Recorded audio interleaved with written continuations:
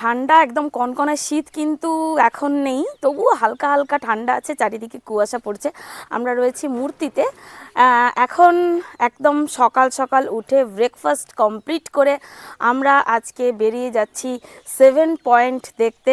চলুন কতটা কি হয় সবটাই আপনাদের সঙ্গে শেয়ার করব। রাস্তার বুক চিরে দ্রুত গতিতে ছুটে চলেছে আমাদের গাড়ি। ডুয়ার্স মানে শুধু পাহাড় আর চা বাগান নয়, ডুয়ার্স মানে হিমালয়ের পাদদেশে ছড়িয়ে থাকা এক জীবন্ত সবুজ উপত্যকা, যেখানে নদী পাহাড়ের বুক ছুঁয়ে ছুটে চলে আর জঙ্গল বাতাসে ভেসে বেড়ায় ভেজা মাটির গন্ধ।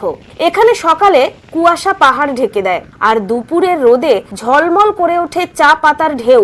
ডুয়ার্স জুড়ে বয়ে চলে তিস্তা, তোরসা, রাইডাকের মতো নদী, যারা মূলত ডুয়ার্সকে জীবন দান করে। এই খরস্রোতা নদীগুলোর জন্যই বোধহয় ডুয়ার্সের এত রূপ। যাই হোক, ডুয়ার্স আসবো আর 7 পয়েন্ট দেখবো না তা তো আর হয় না। তাই ডুয়ার্সের প্রথম দিনের সফরে আমরা ঘুম থেকে উঠে বেরিয়ে পড়লাম 7 পয়েন্ট দেখতে। ডুয়ার্সের গভীর সবুজের ভেতর দিয়ে সরু পাহাড়ি রাস্তা বেয়ে উঠতে উঠতে হঠাৎ করেই এসে পড়ি একটা সুন্দর জায়গায়, যেটার নাম গৈরিবাস ভিউ পয়েন্ট। গৈরিবাস ভিউ পয়েন্টের রাস্তাতেই পড়লো। আমরা ঝালংয়ের দিকে যাচ্ছি, তো আসার রাস্তাটা অত্যন্ত খারাপ পেয়েছি। পুরো রাস্তার কি সমস্ত তৈরি হচ্ছে সেই সব কাজকর্ম চলছে, সেখানে বেশ কিছুক্ষণ লেট হয়ে গেল।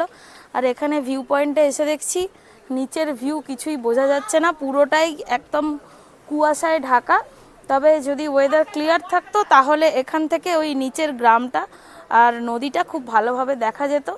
ব্যাস এটুকুই, কিছুই দেখতে পেলাম না। আবার পরবর্তী দিকে এগিয়ে যেতে হবে, আর কি করা যাবে, প্রকৃতির ওপর তো আমাদের কারো হাত নেই। এই ভিউ পয়েন্টের পর আমরা সবাই মিলে চলে এলাম বিন্দু ব্যারেজ দেখতে। আমরা জাস্ট এখন বিন্দুতে এসে পৌঁছলাম।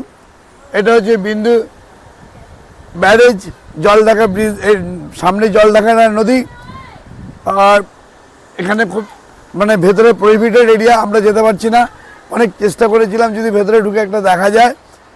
যাক, এটা আপনারা দেখে নিন। এটা হচ্ছে এদিকটা হচ্ছে ইন্ডিয়া, আর এই জলঢাকা নদীর ওদিকটাই হচ্ছে ভুটান। এটা হচ্ছে ভারতবর্ষের শেষ গ্রাম। বিন্দুটা হচ্ছে শেষ গ্রাম এখানে। এরপরে আর ইন্ডিয়ার কোনো অস্তিত্ব নেই, এরপরে ভুটান। দুর্দান্ত একটা জায়গা। পেছনে হচ্ছে বিন্দু ব্যারেজ, আর এইখান দিয়ে আমার পাশ দিয়ে যেটা বয়ে যাচ্ছে সেটা হচ্ছে জলঢাকা নদী। ডুয়ার্সে যারা যারা আসেন, প্রচুর মানুষ এখানে বেড়াতে আসেন, আর সত্যি জায়গাটা বেড়াতে আসার মতো। আমি একটু বাম দিকের ভিউটা দেখানোর চেষ্টা করব। বাম দিকের ভিউটা একদম পেছন পর্যন্ত, একদম ওই পর্যন্ত, একদম পেছন পর্যন্ত, যেখানে দুখানা পাথর আছে আর অনেক পর্যটকেরা ওখানে নেমেছেন, আমি এখান থেকে দেখতে পাচ্ছি। দুখানা পাথর একদম মুখোমুখি আছে। ওই ভিউটা জাস্ট একদম অসাধারণ লাগছে। চারিদিকে পাথর, আর পাথরের মধ্যে দিয়ে বয়ে যাচ্ছে পাহাড়ি নদী। এই দৃশ্যটা আমার চিরকাল পছন্দ। আমরা যখন সিকিমে ছিলাম, রঙ্গিত নদীর পাশে আমরা অনেক সময় কাটিয়েছিলাম, আমি আর নির্মল দুজনে মিলে। তো এটাও সেরকম, কিন্তু এটা অনেক বেশি খরস্রোতা। রঙ্গিতটার স্রোত অনেক অল্প, কিন্তু এই জলঢাকা নদীর স্রোত কিন্তু খুব দুর্দান্ত। সেটা এইটুকু দেখেই আশা করছি আপনারা বুঝতে পারছেন, জাস্ট এইটুকু দেখে। আর প্রাকৃতিক সৌন্দর্য আর এই নিয়ে তো আর কিছু বলার নেই। আমার তো দারুণ লাগছে, দারুণ লাগছে। শুধু গাড়ির মধ্যে ছিলাম, গরম লাগছিল, আর এখন প্রচণ্ড ঠান্ডা ঠান্ডা হাওয়া আর কি আসছে, সেইটা একটু কষ্ট হচ্ছে, জাস্ট আর কিচ্ছু নয়। সব মিলিয়ে ফিলিং একদম দারুণ। আসলে জলরাশি কখনো নিঃশব্দ হয় না। খরস্রোতা নদীর বুকে সব সময় একটা শব্দ থাকে। পাথরের গায়ে আছড়ে পড়া জলের ধাক্কায় এক অবিরাম গর্জন, ঠিক যেন পাহাড় নিজের গভীর কথাগুলো বলে চলেছে। ডুয়ার্সের এই বিন্দু ব্যারেজের সামনে দাঁড়ালেই এই শব্দটা যেন বুকের ভেতর একদম ঢুকে যায়। এমনিতে পাহাড় দেখতে সবারই ভালো লাগে, আমারও ভালো লাগে, কিন্তু পাহাড়ের বুক চিরে এই যে পাহাড়ি নদীর বয়ে যাওয়ার দৃশ্য, এটা দেখতে সত্যি আমার অনবদ্য লাগে।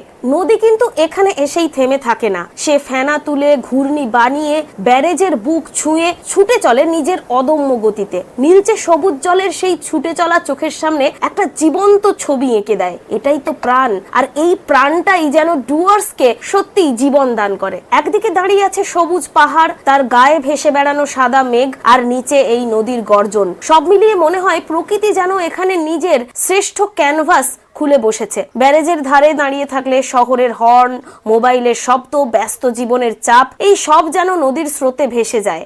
আর এই প্রকৃতির মাঝেই হঠাৎ করে চোখে পড়ে মানুষের ছোট্ট পৃথিবী। ব্যারেজের পাশে সারি দিয়ে বসে রয়েছে ছোট ছোট দোকান, রঙিন চকলেটের প্যাকেট, ভুটানের আমদানি করা মিষ্টি, হোমমেড টফি, ক্যান্ডি আর বিস্কুট। নদীর গর্জনের সঙ্গে মিশে যায় চকলেটের মোড়ক খোলার মচমচে শব্দ, দোকানিদের হাসি আর পর্যটকদের হালকা কোলাহল। বিকিকিনির এই আসরে কেটে গেল বেশ কিছুক্ষণ।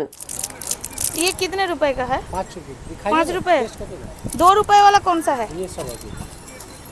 2 रुपए वाला ये ठीक है, 2 रुपए वाला एक लेता हूँ। ये क्या भूटान का, मेड इन भूटान है? ये हाँ? कवर इन यहाँ पैकिंग होता है, ठीक है। प्लास्टिक वहाँ बैंड है तो अच्छा, इसलिए प्लास्टिक बैंड बोले एखनी कवर एखनी पैकिंग है। पैकिंग होता है। तो एक खा सकता हूँ? हाँ, एक टेस्ट करके देखती हूँ कैसा लगता है। 2 रुपए का चॉकलेट। चलिए मैम, मैग्नेट तो पूरा देखो ना, वो चपकाया हुआ है वो बांस में। ভালোই। 80 रुपीज, 150 ठीक है। रुपये जोड़ा, 150 जोड़ा। এই চকলেটটা হচ্ছে থাইল্যান্ডের, ভালো টেস্ট, ভালো টেস্ট। এখানে অনেক দামের আছে, 5 টাকার আছে, এগুলো 2 টাকার করে। এই যে প্যাকেটগুলো দেখছেন এগুলো 2 টাকার করে, আর এইগুলো 5 টাকার করে। তো আমি সব অনেক কিছু নিয়েছি। হ্যাঁ, এই যে 40 টাকার চকলেট নিয়েছি মোটামুটি। এখানে মানে এগুলো কিন্তু প্যাক হচ্ছে এখানে, কারণ ভুটানে হচ্ছে প্লাস্টিক পুরোপুরি বন্ধ, সেই জন্য এগুলো প্যাক হচ্ছে এখানে, কিন্তু তৈরি হচ্ছে ভুটানে। কি দিচ্ছেন? চকলেট চকলেট দিন। Thank you. এটা কি ভুটানের চকলেট? ভুটানের চকলেট। ভুটানের চকলেট। এই ছোট্ট ছোট্ট পায়ে চলতে চলতে ঠিক পৌঁছে যাব।